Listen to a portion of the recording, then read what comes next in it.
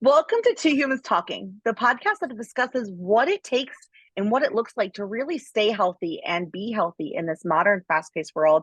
I'm Tiffany Simms, your host, and today I'm really excited. We spend a lot of time talking about how to create harmony between our health, our relationships, the way we earn money to really be a holistically healthy person.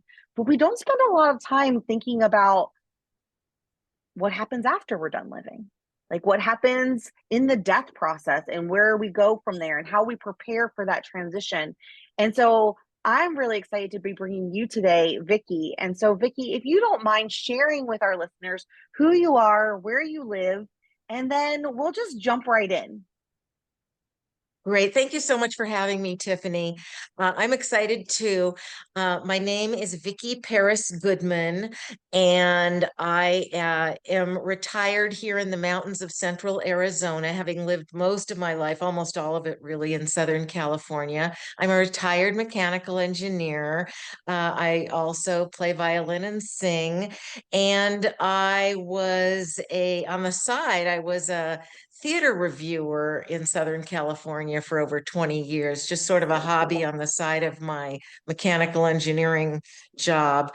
And so all that reviewing meant I wrote a lot. And that put me in good stead to write the book that I wrote 2 years after my husband Sam passed in 2019.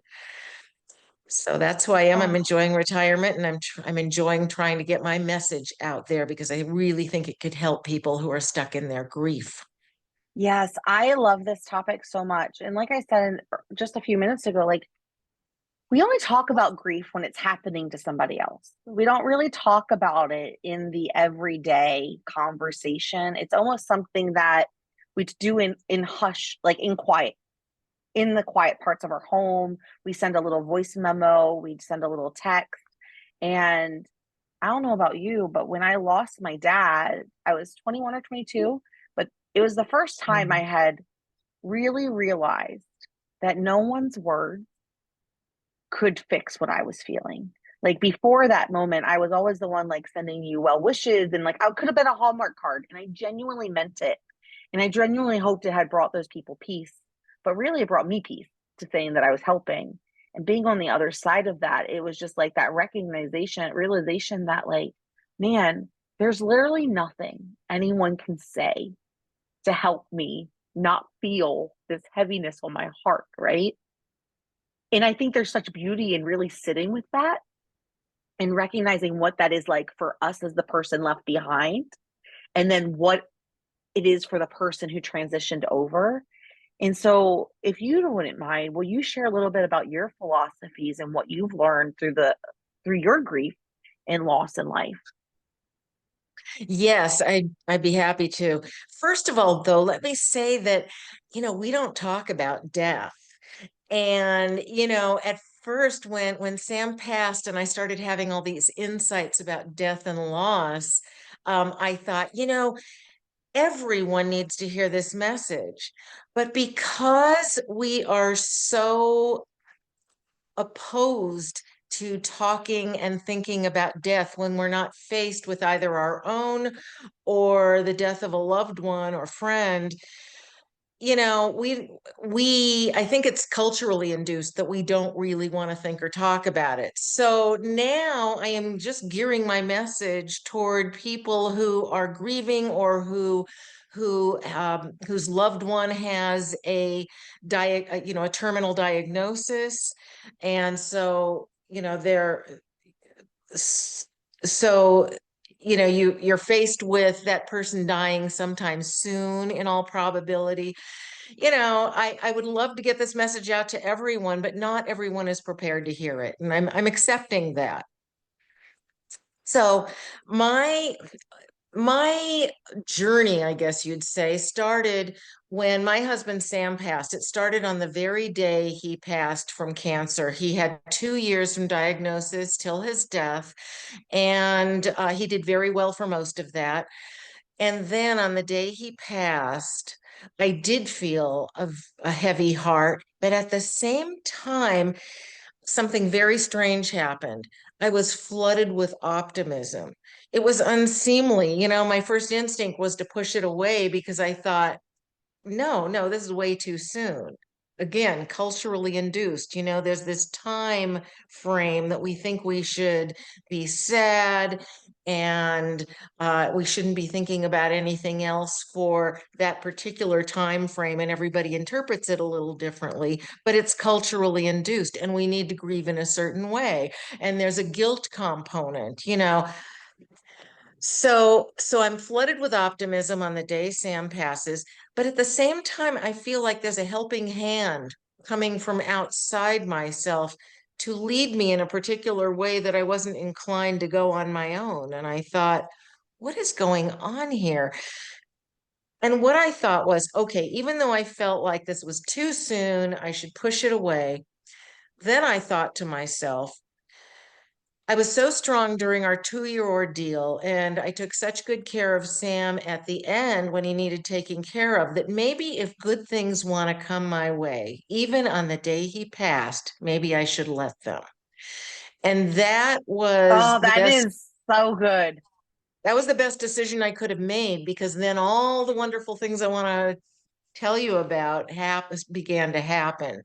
Now, I now know that that helping hand was God. What's interesting about my story is that I was raised in a very secular family. Nobody in my entire family believes in anything, you know, completely unspiritual, non-religious, the entire family, for as far as the eye can see.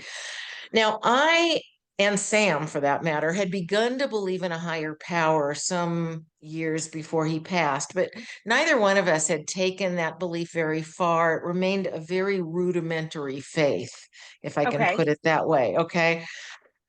Well, I had access after Sam passed to the chaplain at the hospice we used. They said I could talk to her about once a month uh, for an entire year. And I said yes to that for an entire year after Hmm. Sam passed. And the first thing I asked her was, tell me about the afterlife, because I wanted to know if Sam was still around in some form. And I wanted to know, if so, I wanted to know where he was.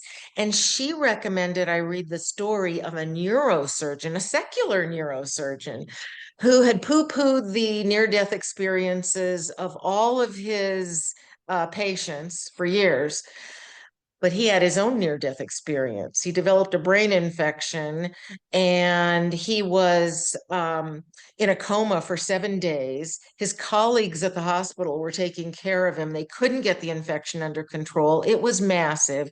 They said they told his family it had already destroyed most of his brain, and they should hope he dies. And he probably will, because we can't get the infection under control. But even if he should live, he will be in a vegetative state for the rest of his life. I need not go into a whole lot of detail, but the main thing is that I found, well, obviously he lived to resume his career, go on speaking tours, and write his story, which is the story I read.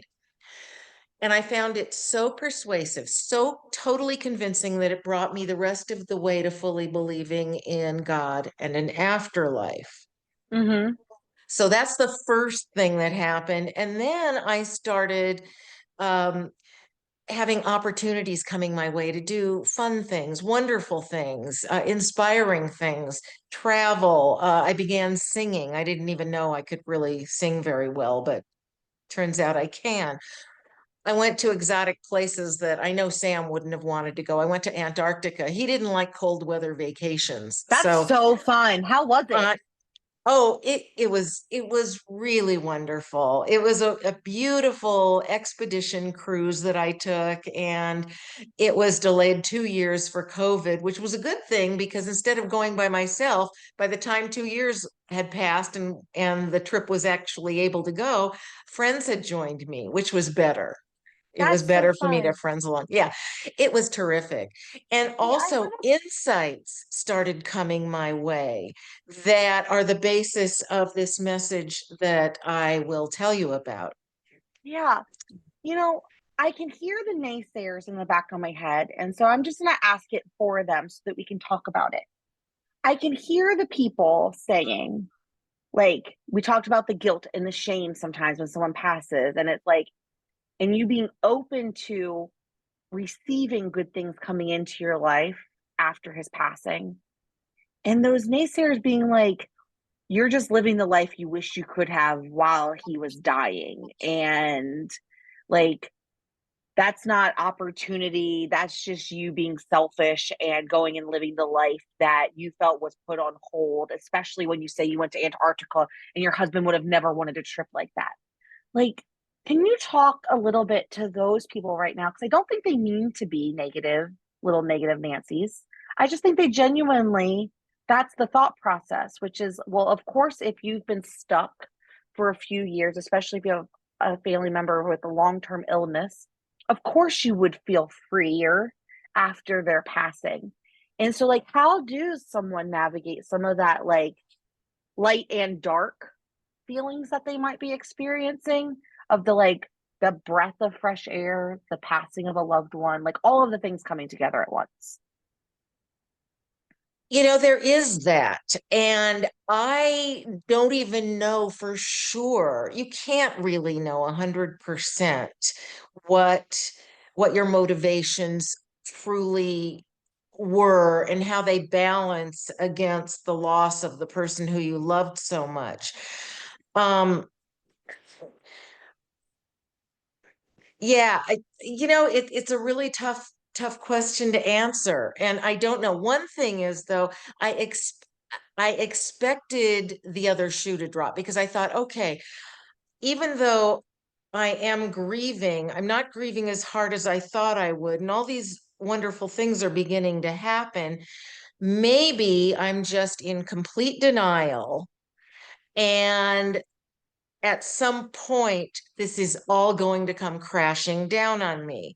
So I Yeah. thought, okay, at least I'm aware of that, and I'm going to try and prepare myself for that. Well, it's been 5.5 years and it hasn't happened. And I really expected it to. I really thought, even though I'm pretty good at being self-aware, I don't tend to push things aside or bury things at all. I'm not that person. I thought maybe, just maybe, the trauma of losing Sam is bad enough that I can't handle it all at once. And so I'm either going to get it in pieces over the course of some months or a couple of years, or it's going to crash down on me later on. It just didn't happen. But you know what comes up for me is like, what's wrong with both existing simultaneously? You can miss and love and grieve someone while still living. Do you know what I mean? Like, then why Yeah, does why would it need to be one or the other? Why can't it beautifully be both? yeah. Well, so that's exactly what I thought was happening. And that was what was happening in part. But it turned out there was so much more. Tell me Um, about it. okay, yeah, this is the good part. And so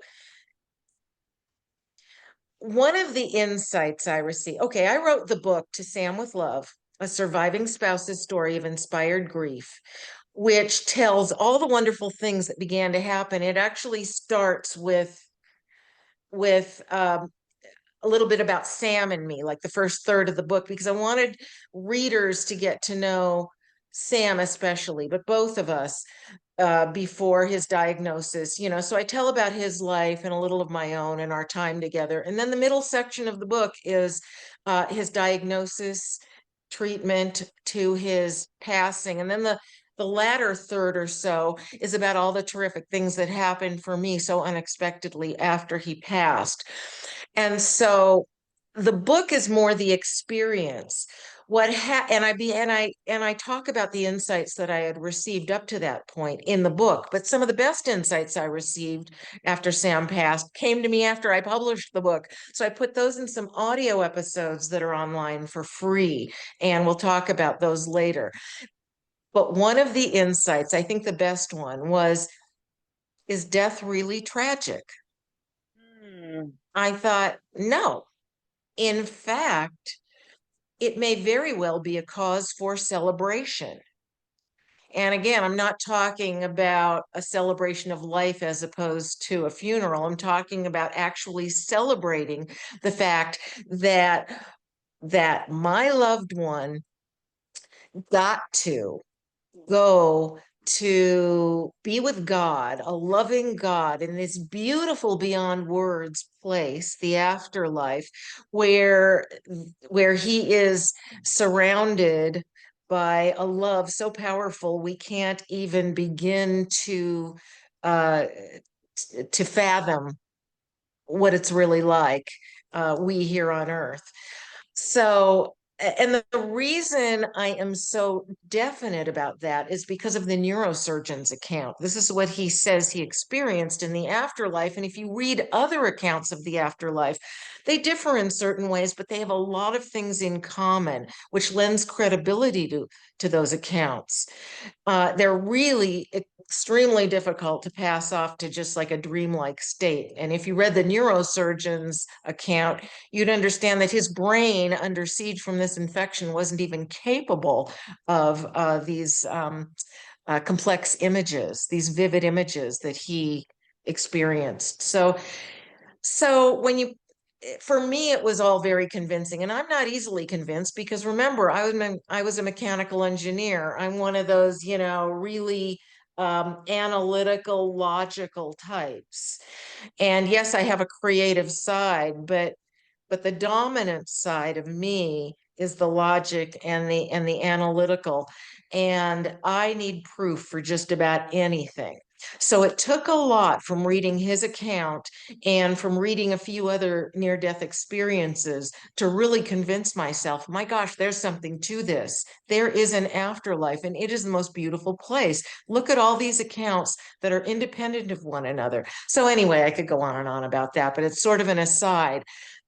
Suffice it to say, I was convinced wholly of a loving God and a beautiful afterlife, and no reason for us to fear death, and no reason for us to feel terrible about our loved one going to this gorgeous place where we will join them there later. And the other insight I had, which goes along with this, is that God has a plan for each one of us. It's pretty clear to me. That one I can't prove, but it just makes a lot of sense to me. Mm-hmm. Because if God has a plan, then his plan was always for Sam to pass when he did, and for me to go on living because I have more to do, more to experience, more to learn, maybe some things to teach others while I'm still here on earth before I go to join Sam. And when I think of all of this in the ways I've just described, I'm thinking, how can I be sad or grief stricken for very long over what I now consider to be blessings all around? That's really beautiful. I really feel personally, so I think that grief is really, it's something that we only experience. Like being left behind, we experience grief. I don't think the person who's gone experiences any of that, right? Because they're on to their next chapter. We're just left behind with a hole that they used to occupy. And recently, like within the last 3 months, I heard someone so beautifully say that grief really is just an outpouring of love that you can't receive back from that other person anymore. And when Mhm. I heard that, everything in my body felt peace because I was like, how beautiful is that? That heaviness that we feel, that heaviness I felt when my dad passed was really just an outpouring of love that just couldn't be sent back my way from that person anymore. And I was like, that's really, really cool. And so I really think that grief is a thing that we experience because we don't know what to do with ourselves in the processing of the loss. I don't think it has I anything to do with them. Well, the thing is though, Tiffany, is it really true that we can't get that love back from them? I think that it depends on how open you are and where your bumpers of reality sit and where your comfort is in Well, let that. me just tell So you what do you about think? let me tell you about a couple of things, serendipitous events that I think were probably signs from the afterlife. So about a month and a half after Sam passed, I'm driving to this place where I am going to be holding his celebration of life. He wanted a celebration of life. And suddenly I'm less than half a mile from the place. And suddenly there's this kind of really silly little bright blue car in front of me. I don't know what kind of car it was, but it was kind of cartoonish looking. And it had a flower sticking up from the roof, from its roof, a plastic flower. Sam had loved sunflowers. He just adored sunflowers, and I was going to have them on all of the tables at the celebration of life.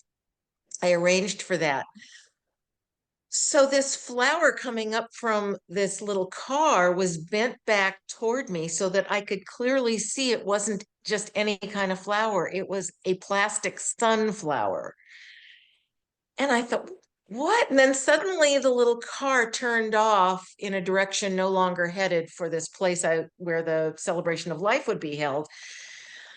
And so I knew, it wasn't one of my guests, who was honoring Sam in this way or something.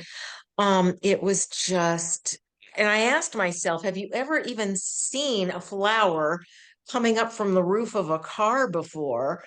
Much less a sunflower. And I don't think I ever have. And this was 45 minutes before the beginning of Sam's celebration of life. So that was the first thing. And then the really cool thing that happens still all the time. Soon after Sam passed, I would go to bed, turn out the lights, and there would be this kind of smoky grayish white thing in my view. And most of the time it was so subtle, I would think, Vicki, you're imagining it. It is not, it's probably not really there. But other times it would be more vivid, like have more energy, and it would be more definitely there. And I'd think, boy, this is hard to ignore. And I'd say, sweetie, is that you? I'm thinking maybe it was some manifestation of Sam visiting me, and nothing much would happen. It would just kind of float gently around or kind of go in and out. And it would always take like 3 to 5 minutes after I turned out the light. I wasn't asleep yet, but it would take 3 to 5 minutes to appear. And it would float around for maybe, I don't know, 45 seconds or a minute and then kind of drift off. Well, a few months later, it changed color. It Hmm. became a neon yellow green. And I thought, oh, maybe I'm not imagining this thing. I mean, this is a definite thing to notice that it's changed color. And again, it would be so subtle a lot of the times that, I wasn't sure it was there, but other times it would be pretty vivid. And I think this is really hard to ignore. After a year of this, and it wouldn't appear every night, but it would appear most nights. Mm-hmm. After a year of this, oh, and I'd begun to pray every night. I'd never done that before. I just talked to God about whatever. And I'd never ask him for anything for myself because I don't know, it didn't feel right to me. So after a year of this, I talked to God early in the day one day and I said, listen, God, I'm going to break my rule about not asking for anything for myself. And I'm going to ask you for something. I am growing so weary of wondering if the neon yellow green thing is Sam. So tonight, when I go to bed, if you would do me a favor, and this is what you can do. If it is Sam, make the neon yellow green thing appear different somehow than it ever has before. Maybe move differently or just appear different so that I can know it's really Sam. And if it's not Sam, if you would just give me jet black so that I would, have the convincing absence of the phenomenon. And I figured if it appeared the way it always had, God had just chosen not to answer my prayer, So that night when it was time to go to bed, I thought, what have I done? Am I ready to find, what if I get neon, what if I get jet black? Am I ready to find out this hasn't been Sam all this time, but I couldn't stay awake forever? So I go to bed and I turn out the light. And instead of waiting 3 to 5 minutes to appear like it always had, it was there immediately and it was really vivid. And I thought, oh, And then it, instead of floating gently around or in and out, it shot across my view frantically, really fast, about 4 or 5 times, and then gone. So I burst into tears and thanked God and said I would Mm, never question the identity of the apparition again. And now it just visits me the way it always had before. It just kind of comes after three to that's five so minutes. fun. Yeah, yeah. So anyway, these are things that I was Oh, open to and that have happened. And I'm sure there are other things. I'm not the most observant person in the world, but I think probably I get a lot more signs than I observe. yeah, absolutely. I think we all do. I think that it's just a matter of being intentional. I think that there's a lot that goes into being intentional and aware, self-aware and surrounding aware, and really setting the intentions for what it is that you're looking for too, so that you can actually see the gifts that are in front of you. That's my own Right. personal philosophy. But Vicki, doesn't it sound like I was just going to say, doesn't it sound like I'm getting love from the afterlife? I'm 100% could. I don't think that anyone else gets to decide what that is, Yeah. because I think every person might need something different. And so their interpretation of whether it's love from the afterlife or something else, I think it's so personal. I think Mhm. we all have such a personal experience that it's hard to like, no one else can tell us what it is. They can share their stories and their experiences. This is my personal belief, is that other people can share their stories and their beliefs and their experiences, and we get to take that into ourselves and let it manifest into whatever it was meant to be for us, or whatever we choose to make it mean, which is sometimes not true meanings, right? They're forced meanings. Hmm. But I love this. And I think that, like, I really do think that this conversation, like, we scratched the surface, right? I think that it truly just gave so many gifts for so many women, including myself, to like walk away and really sit with the concept of like, okay, that was Vicky's experience. What do I believe to be true in that? What have I experienced myself? And like those moments of self reflection, and also deciding what we want it to mean for ourselves moving forward.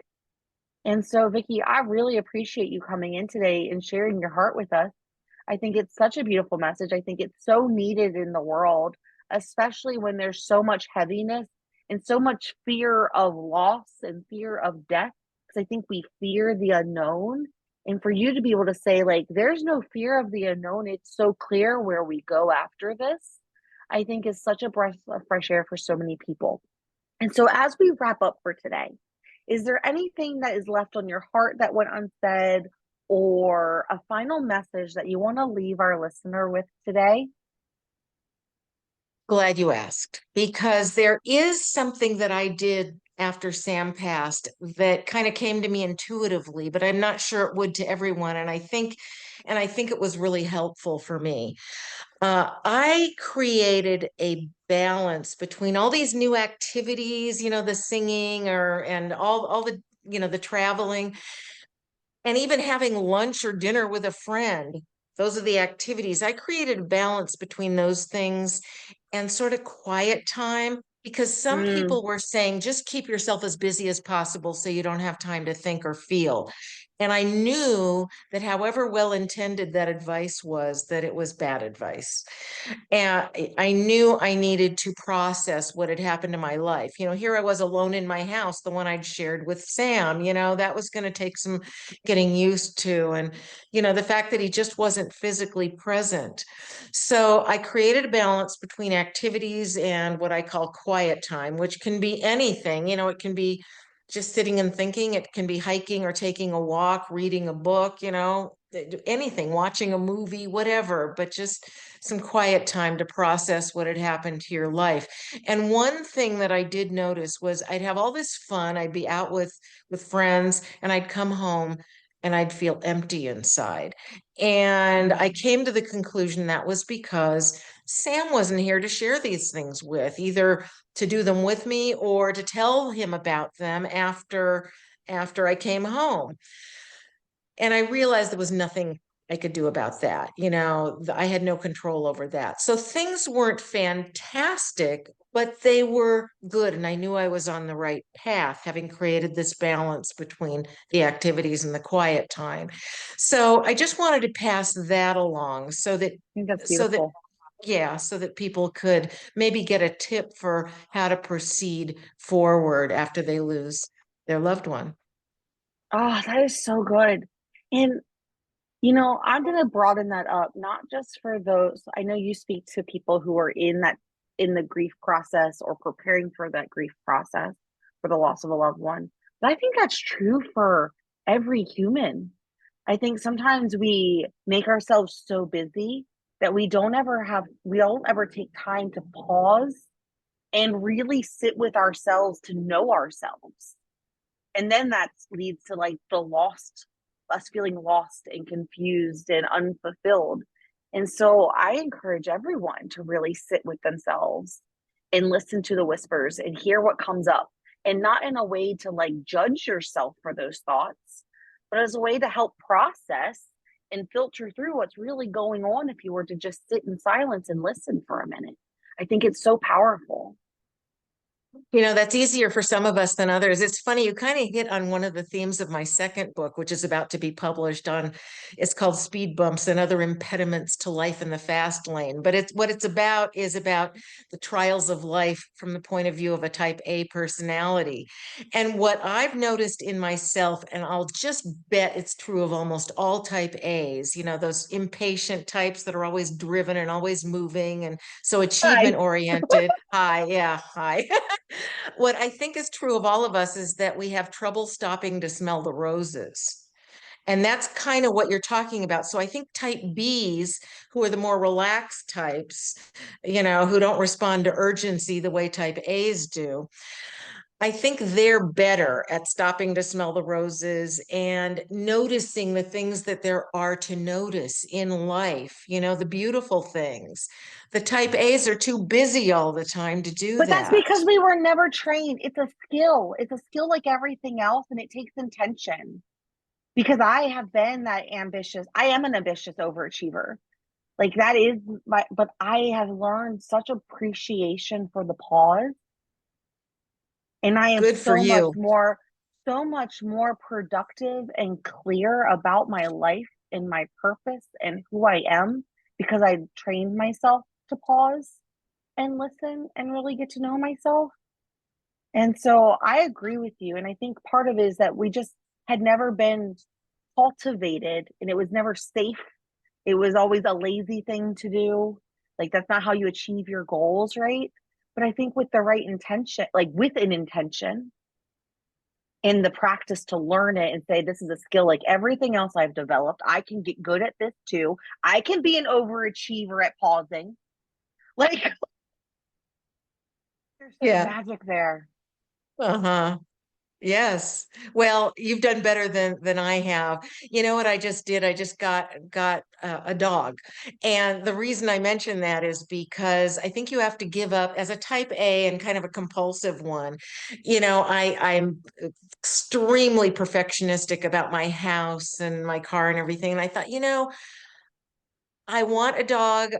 I've been avoiding getting one because of, you know, what the potential problems in the house and all the other things. And I thought, I need to give up that level of control. I need to give up a little of the control that I have over every aspect of my life.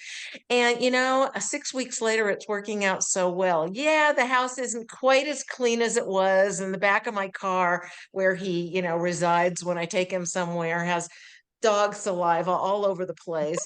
And I thought, you know what? It's just a car. And You I know, thought, wow, that is a monumental admission coming from me. It's just a car. So I hear you and that's gonna be book 3, Lessons from the Dog. Oh my gosh, Vicki, this has been so wonderful. How do people connect with you? oh, okay, so the book is discounted on inspiredgrief.com. Just go there and get it. I think it's the best place price wise to get it to Sam with Love. A Surviving Spouse's Story of Inspired Grief. And that's also the landing page there at inspiredgrief.com, where you can get my 3 audio episodes. They're free. And they have some of those insights about death and loss that I was talking about that came to me after I published the book. So they're not in the book. Get the book and get the audio episodes for sure. Just by putting in, you can get the audio episodes just by putting in your first name and email address, and that's it. And yeah, that's, and I think you can reach me there as well. There's a Cool. there's a form on that page to reach me if you have comments or questions or anything else. Well, Vicki, thank you so much for spending time with us today. And with that, that's Team Talking. I'll see you next time. Bye. Thanks for watching. I hope you found this episode as inspiring and actionable as I did. If you're ready to stop just surviving and start living a life where your health, your relationships, and your career work together without the burnout, then it's time that you join the Modern Women's Society. Inside, I'll walk you through my life GPS system, a proven blueprint to help you have it all while thriving. You'll gain tools, coaching, and the kind of clarity that brings big dreams to life without the stress, overwhelm, guilt, and shame that the modern woman is used to. We're going to create a life where you feel energized and excited to wake up every day and fulfilled when you put your head on the pillow.